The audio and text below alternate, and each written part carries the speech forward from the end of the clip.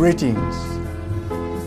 My name is Brighton Kavaloh, Director of the Advent Religio-Legal Perspectives.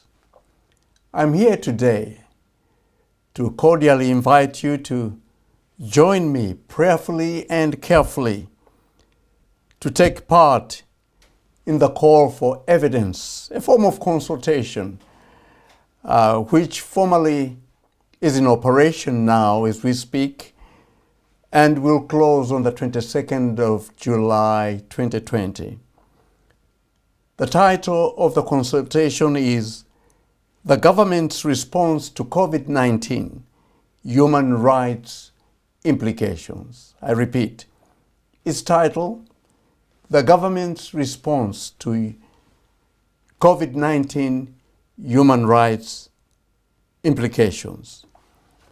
This is an inquiry being led by a joint committee on human rights from the House of Lords and the House of Commons.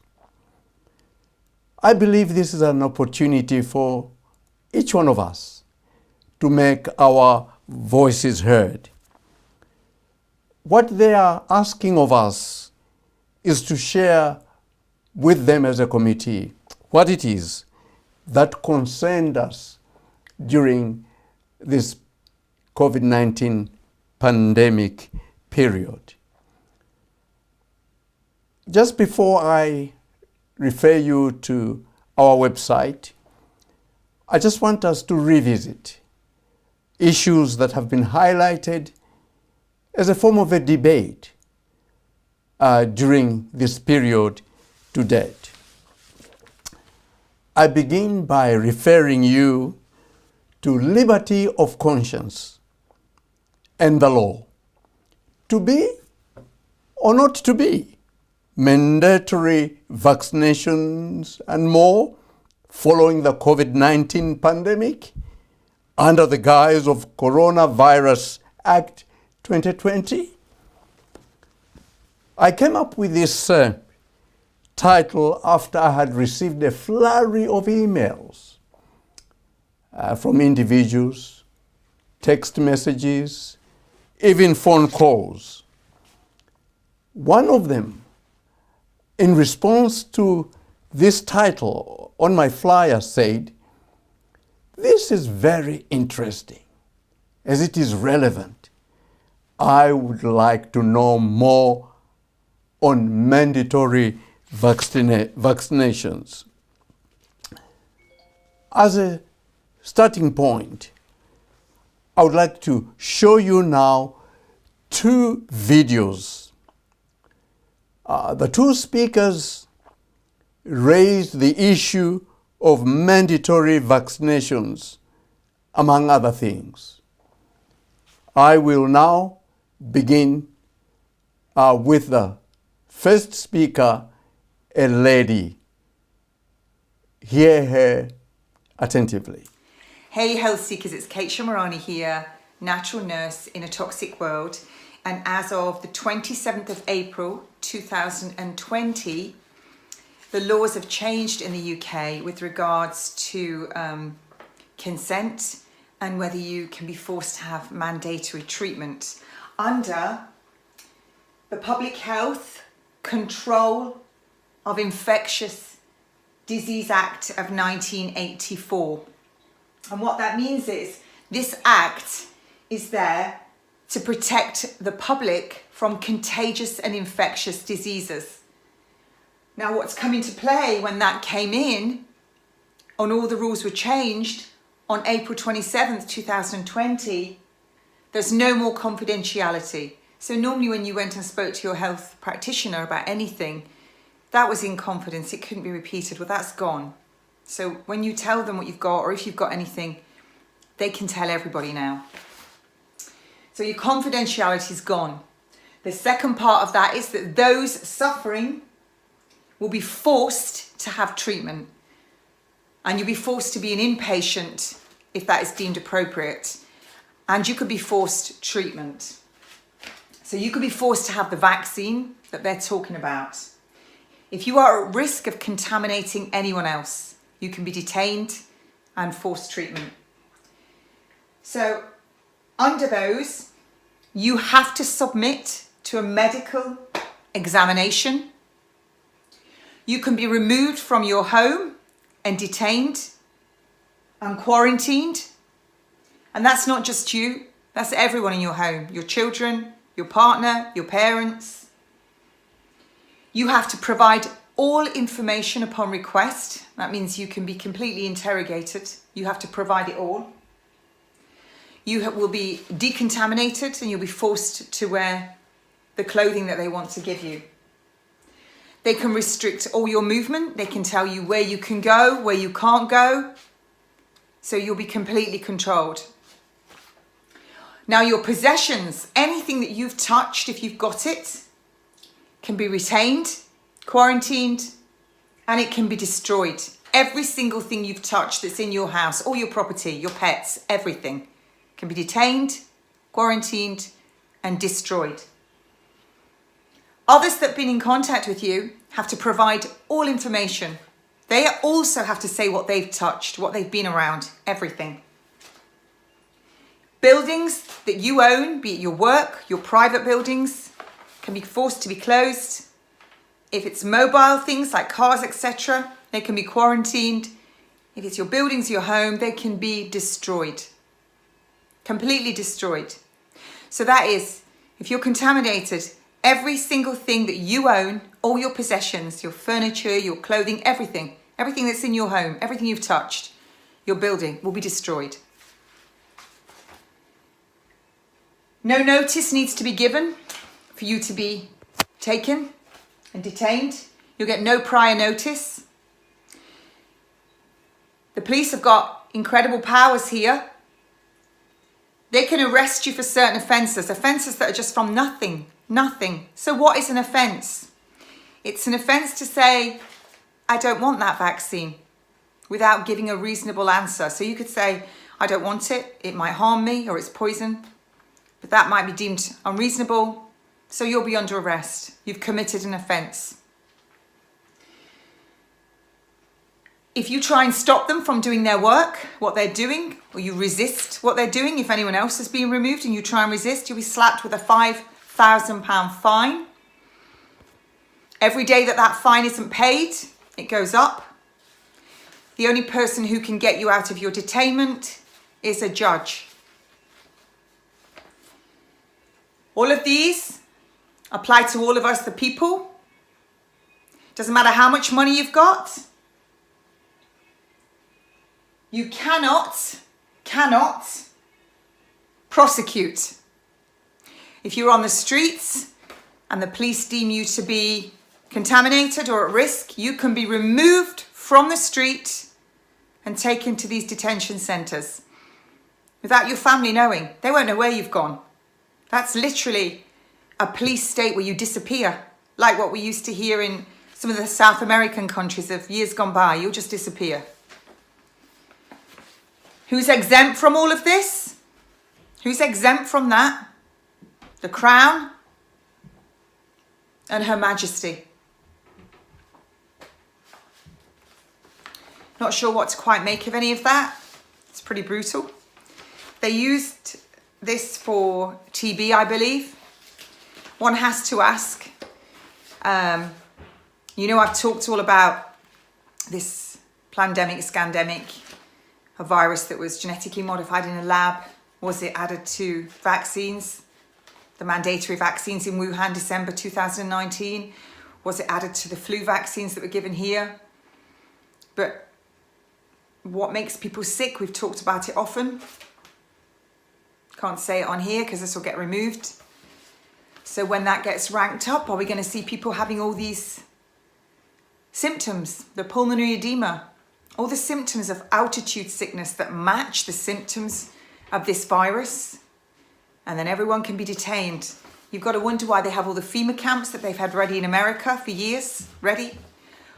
While they're getting football stadiums ready here. What are they for? Are they detainment centres? Are we all going to get put there and detained?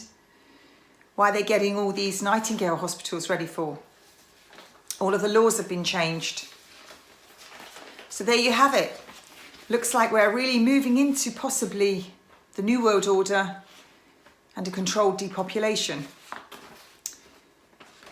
So I don't know what to say really. There are some people now that are getting petitions signed because this is indefinite, this law. It's indefinite. All the laws have changed in Parliament. They're draconian. So I'll catch you later. I'm going to post this everywhere. I'm going to do it live as well. Have a good day. And immediately after her, and let me actually explain that an individual forwarded this to me, very worried and concerned. The individual wanted clarity and guidance. And then following this video, the one you're going to listen from a gentleman landed on my desk. Hello everybody. Today we're going to talk about our rights when it comes to having a mandatory vaccine. The UK COVID laws were changed just before all this kind of kicked off, and one of the words that was used was mandatory vaccination, so I wanted to have a look into see what that meant. Mandatory usually means an order of some kind, and when it comes to communicable events, I wanted to know what that meant, really. So I went and found a British Journal of Medical Practitioners article, and it says, the right to consent, is it absolute? So that's what you're looking for if you want to look this up. It has a legal framework, and it reads, a medical intervention without valid informed consent is a criminal offence, and the physician can be charged with battery. Examples of such situations include treatment against the patient's will, different treatment than the one consented for, and treatment after consenting deliberately with wrong information. And this is governed by the General Medical Council.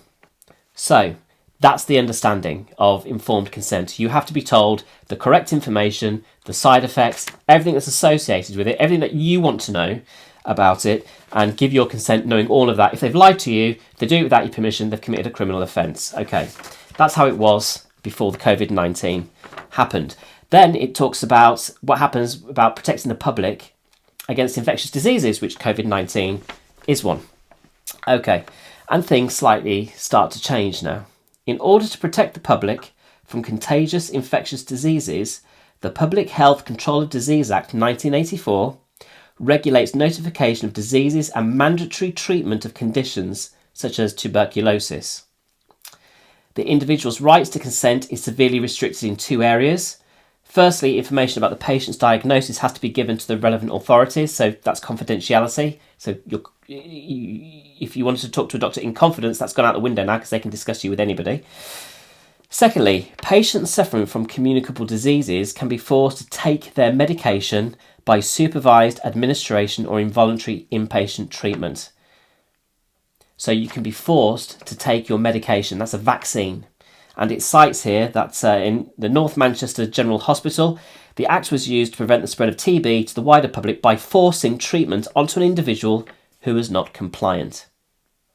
Okay, so they can do that anyway, yeah?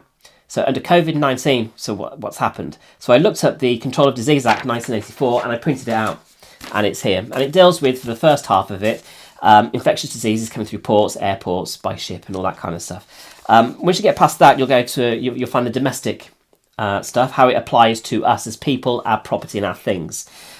Just to let you know that the first thing that will strike you when you look up this act on the government website is that it says changes to legislation.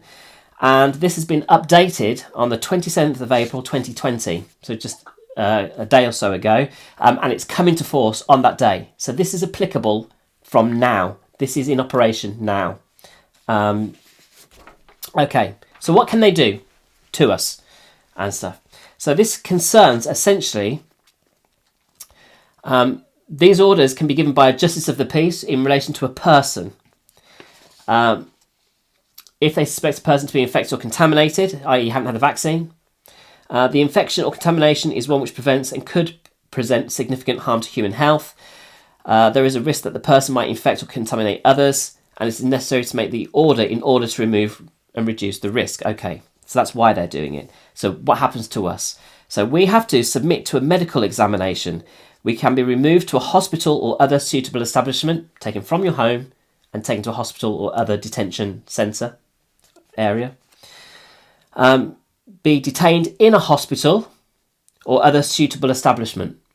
So that's what they've just said is that inpatient treatment, but this is saying you can be detained. And there's a bit more detail later on explaining that. To be kept in isolation or quarantine, you may be disinfected or contaminated. A person wear protective clothing, so that's like an all-in-one jumpsuit, like in Guantanamo Bay or something. Person provide information or answer questions about person's health or other circumstances. A person's health be monitored and results reported. A person attending training or advice sessions, how to reduce the risk of infecting or contaminating others. Well, that's room 101, isn't it? Re-education, which you'll be subjected to. A person be subjected to restrictions on where a person goes or whom they associate with, and a person abstains from work or trading. And then it goes on essentially to talk about, again, sort of risk to human health and what have you. So they keep repeating that. So that's what can happen to you, and we'll go back in a bit more detail in a second. But I just quickly wanted to go through this and to let you know what's happening and what's going to be happening to us from the 27th of April. So when it comes to your possessions, your things, it says they can seize or retain your things. The thing be kept in isolation or quarantine. The thing be disinfected or decontaminated. And the thing be destroyed or disposed of. So that's your things, that's your personal property. Whatever you've touched, because you're a contaminated or infected person, whatever you touch, whatever it is, can be taken. That's all your things in your house. Everything they can take. But what happens to the owner? Well, the owner of the thing, or any person who has had any custody or control of the thing, friends have been in your house, someone's been in your house, your mum's been in your house, it relates to them, everything. If someone has touched any part of your property, it refers to them. So what do they have to do? You have to provide information or answer questions about the thing, including in particular information or questions about where the thing has been or about the identity of any related person or the whereabouts of any related thing. So you are going to be interrogated. And then it goes on to say about buildings. So much of the same applies to buildings. So they can close your place of business down, stop you from trading, to remove the risk. And then it says, in the case of a conveyance or a movable structure, it can be detained. So if you've got a mobile business or anything like that, it can be detained by the state. And then it can be disinfected or decontaminated. Or in the case of a building, conveyance or structure, the premises be destroyed. So they can take all your things and they can then destroy your premises. We go on. It talks about thing of groups. So everything applies to people. They can take you. They can medically examine you, give you force the medication on you, all that. And then it talks about arrest, seizure of things, property with no notice to be given. And so essentially all that can happen, but they don't have to tell you that they're going to do it. They don't have to give you notice. If a justice of the peace considers it necessary to do so, the justice may make order without a person having been given such notice. So it deals with a person with parental responsibilities, husbands and wives. It deals with society, essentially, that they don't have to give you notice. They can just take you. So they've also they've given themselves powers to invent offences. So they can invent an offence, create an offence, they call it in here. They can create an offence for anything that they desire. And also they have given themselves the power for this to be enforced permanently. There is no suggestion here that this is anything temporary. So let's talk about enforcement. So what happens how do you commit a crime now? A person commits an offence if the person fails without reasonable excuse to comply with restriction or requirement imposed by the order, willfully obstructs anyone acting in the execution of the order. So if you say, no, you don't want the vaccine, they can't deliver the vaccine to you, you've committed an offence. You have to be violent, you don't have to, all you have to do is fail to give a reasonable excuse. Why don't you want it? Because I don't know what's in it. You're having it. No, I'm not. You've committed an offence straight away.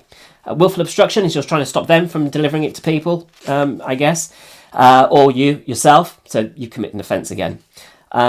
And that's a £5,000 fine, or up to a £5,000 fine. And each day that doesn't get paid off, that fine, they are allowed to add more debt onto you. But they can also, the court has the power to impose a requirement that a person be detained or kept in isolation or quarantine in a place. So they can detain you, this is part of the thing, indefinitely. It takes a judge to get you out. The person leaves that place contrary to the requirement. A constable may take the person into custody and return the person to that place. They can arrest you off the street, take you to the police station, into custody, then take you to a hospital. That's disappearing people. Your family won't know where you've gone. You won't know where you are. You'll arrive in a hospital or one of these detention centres. Do you have the right to prosecute? No, you don't. They have given themselves a get out jail free card, so you can't even prosecute them. So if you're wealthy, you can't take them to court. In fact, you can't take the relevant health protection authority to court, or anyone who's administered anything or anything to do with it, basically. And it says here, at the final, but last but not least, Crown property of Her Majesty. This law does not affect them. It only affects you. So please sign up to www.govote.org.uk to vote for the independent testing of any COVID vaccine that they produce, because if this is mandatory, this is what we're going to have to deal with. Yeah. So at least you want to know that it's safe, that it's actually not going to harm you. It's not going to give you cancers. It's not going to make you infertile. There's no additives in there, because otherwise you're going to commit an offence by saying you don't want it, or you're going to question it. So go to www.govote.org.uk and please vote. We need 10,000 votes to get this in front of Parliament. So it'd be great if we could get more. Thanks for watching, and please share this because people need to know what the Control of Disease Act is all about, and the powers that they can force on you, and the rights that you don't have anymore. Thank you for watching.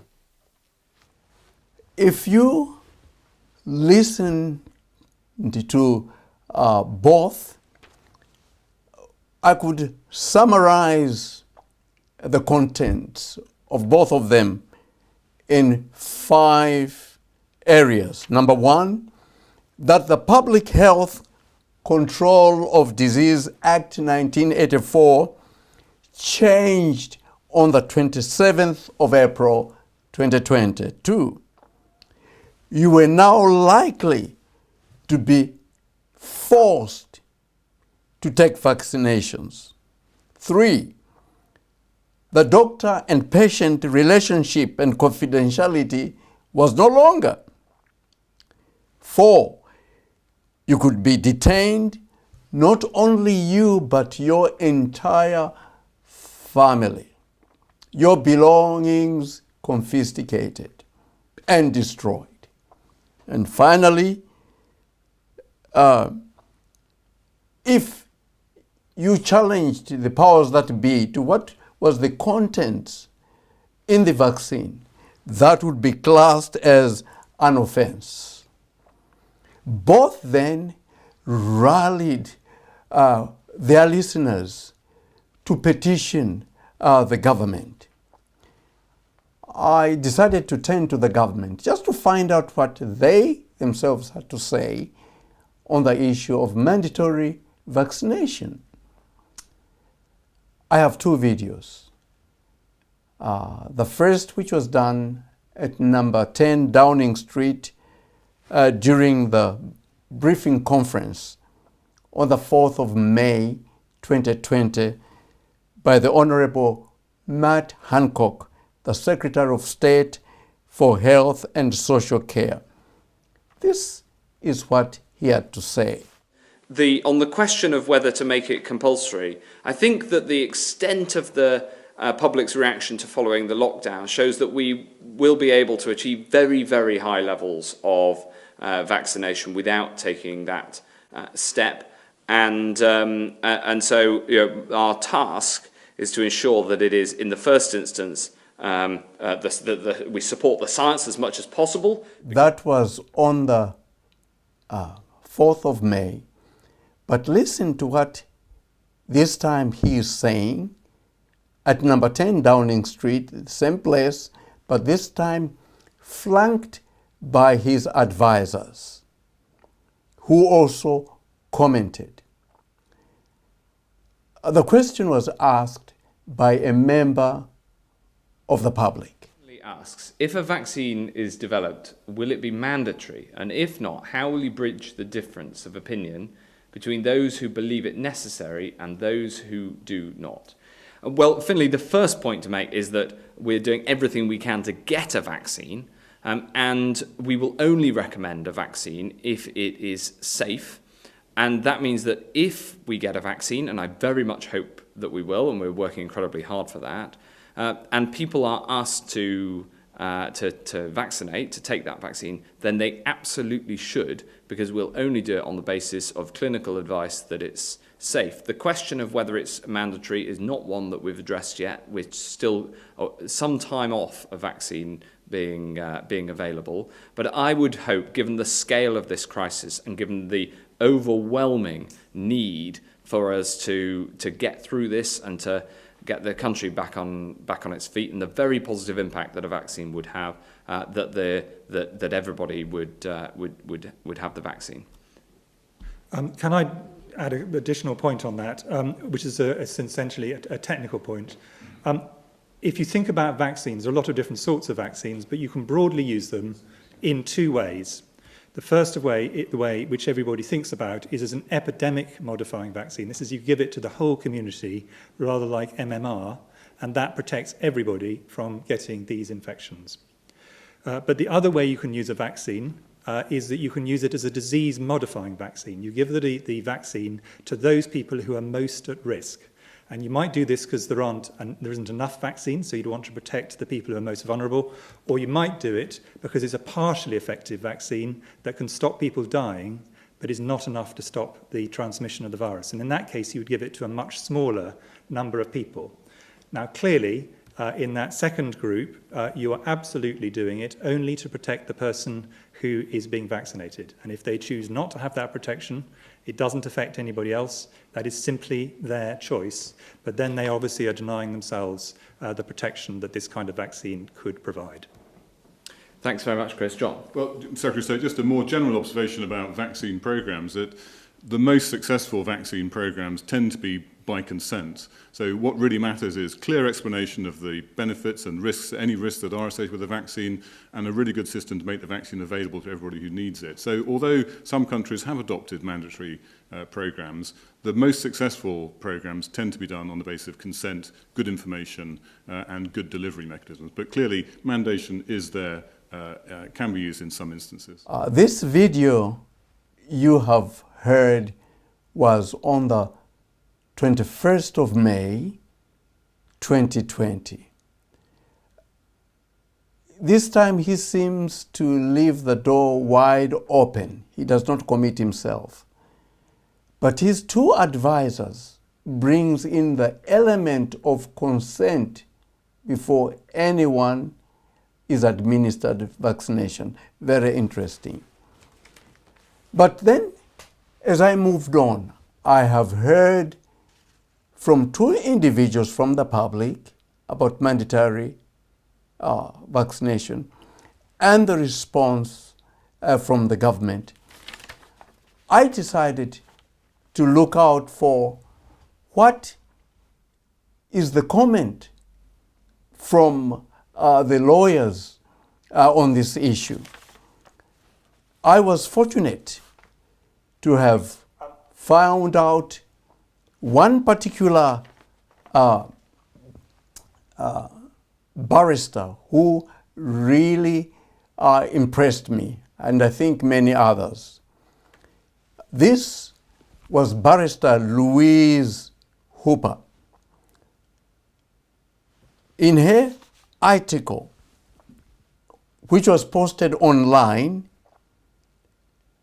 on Friday, 1st of May 2020, entitled Coronavirus Act 2020, does it permit mandatory vaccinations?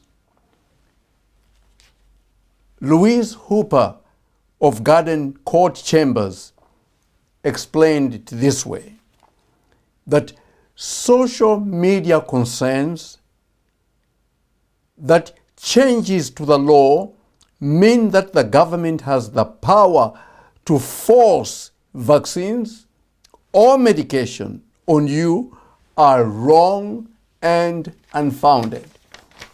And I have her statement here with me. But then she goes on to raise a very balanced kind of approach to the whole issue, quote unquote, in the preamble of her response to the issue of mandatory vaccinations.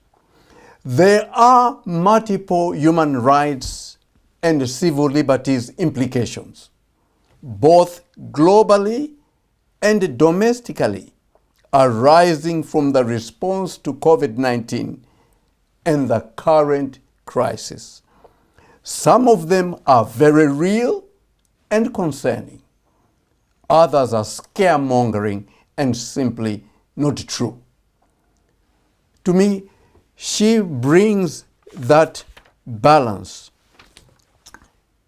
of saying the issues of civil liberties and human rights must not be discarded. But on the other hand, one should be careful with conspiracy theories. Having heard her comment, I decided to take it upon myself to look into the legislation itself on medical treatment. The slide that you'll have been shown is concerning the Public Health Control of Disease Act 1984, which was the starting point of the first two videos and was referred to the hearers as changed on the 27th of April 2020. I just wanted to discover, was that law changed? The slide that you can see, it shows that from the 21st of August 2008, on the legislation of Public Health Control of Disease Act 1984, it's all blue, so nothing has changed.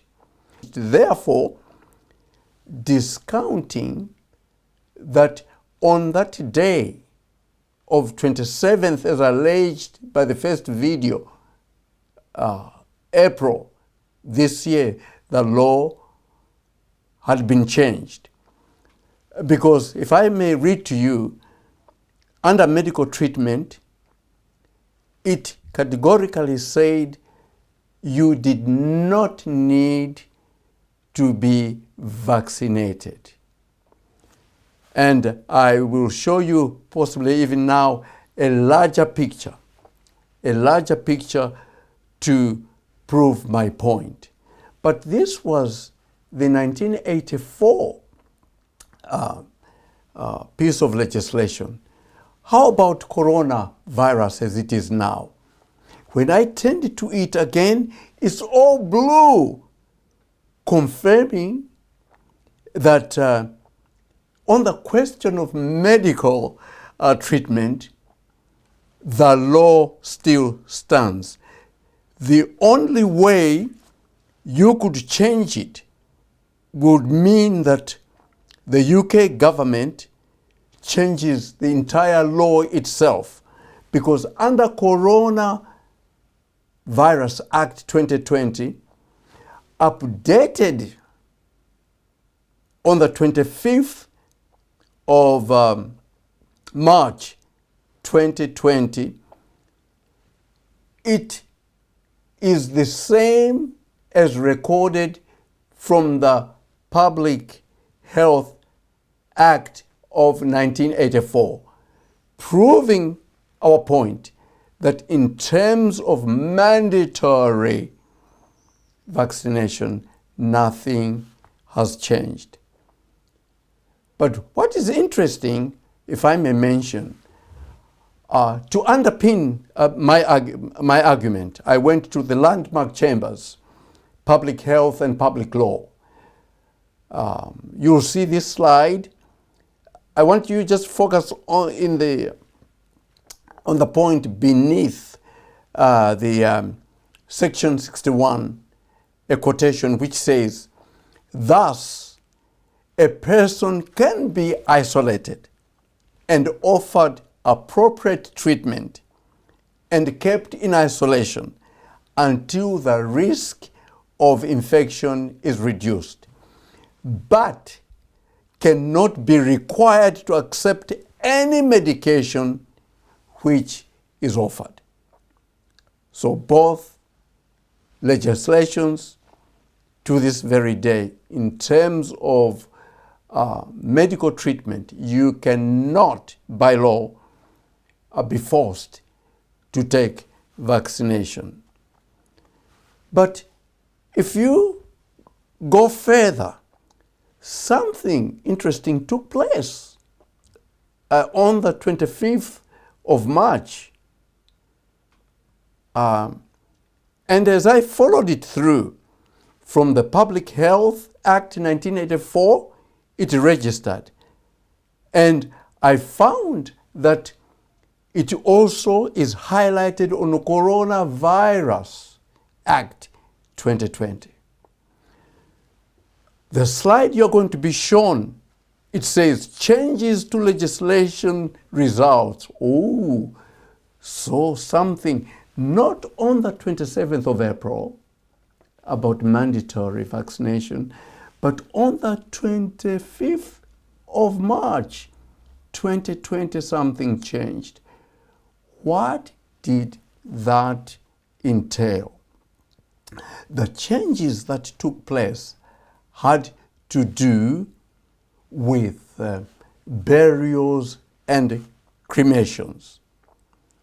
For these changes are even included on the Coronavirus Act 2020, gave the councils the opportunity to relax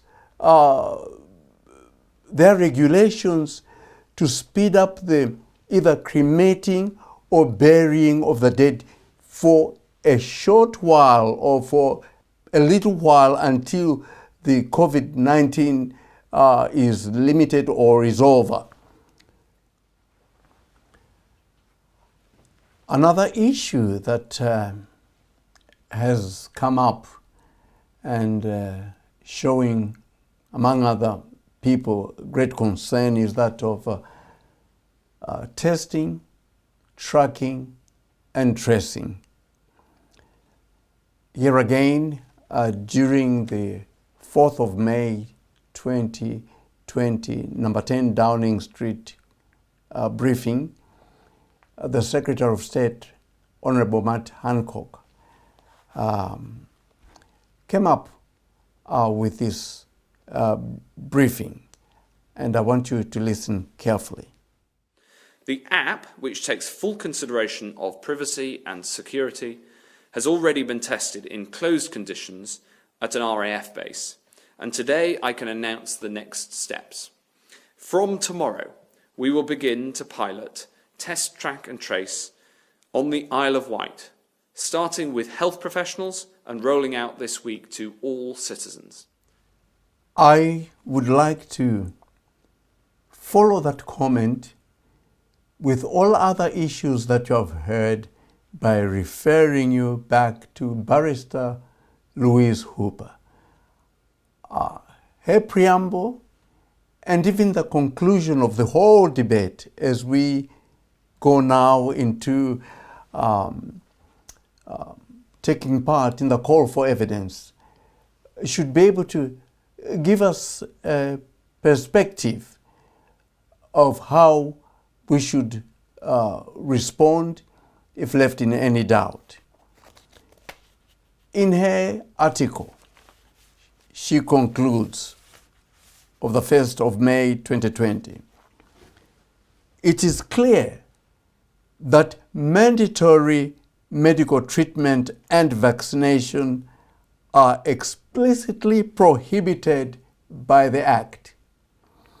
There is, however, potential for abuse, leading to infringement of civil liberties and human rights, unless the powers contained in the Coronavirus Act are exercised lawfully.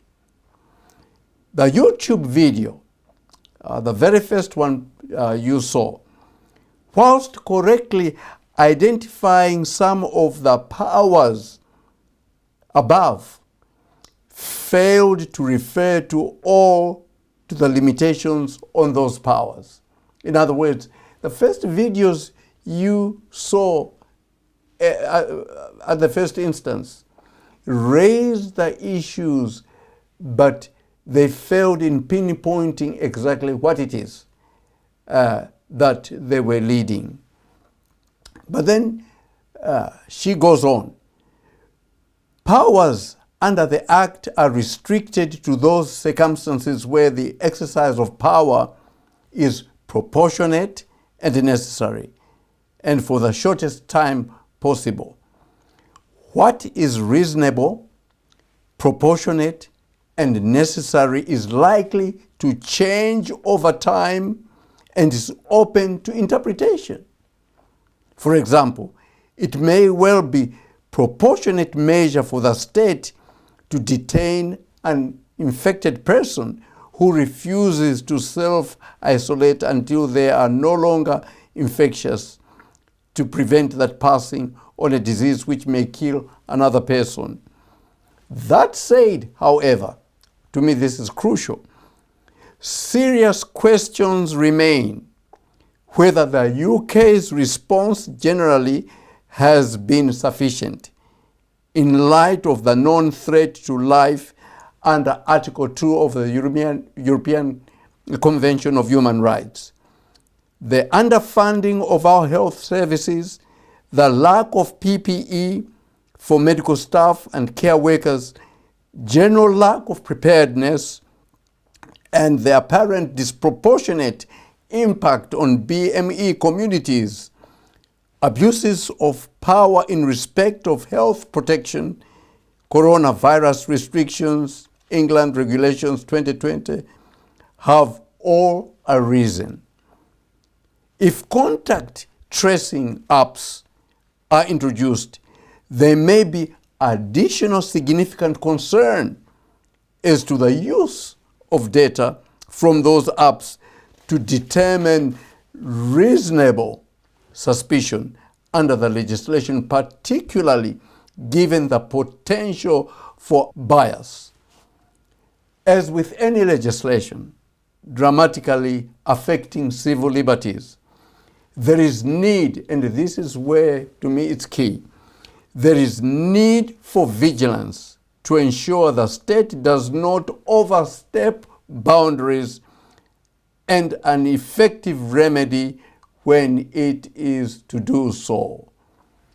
Let me now also, as I promised, to encourage you to visit our website, www.adventrlp.com, and you will on it find a short preamble on the subject we have been discussing, where it says read more. Click there, and then you will have a full text, and take it on from there. It will guide you the necessary steps you have to take to complete the consultation. I am going to take part. It's a privilege, but let me encourage you that as we approach a difficult situation like this, that we be measured, balanced in our approach, respectful, and that we contribute towards issues that would easily go out of control, but because of our coming in, who knows, we should be able to make our voices heard, and some changes for the better come out in this whole situation. So, wishing you all the best, and thank you for listening.